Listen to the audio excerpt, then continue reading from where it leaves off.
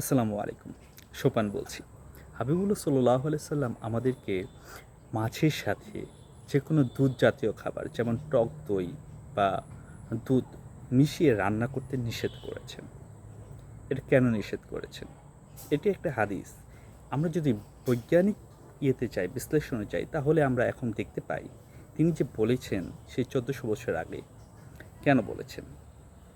বলেছেন এই কারণেই, এটি একসাথে খেলে মানুষের আ অ্যাসিডিটি হওয়ার সম্ভাবনা অত্যাধিক এবং এই অ্যাসিডিটি থেকে আমাদের অনেক বড় ক্ষতি হয়ে যেতে পারে।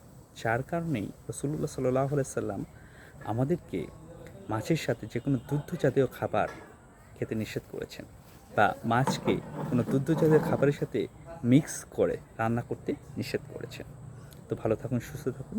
হাবিবুল্লাহ সাল্লাল্লাহু আলাইহি সাল্লামের সুন্নাহ অনুসারে চলুন। আসসালামু আলাইকুম।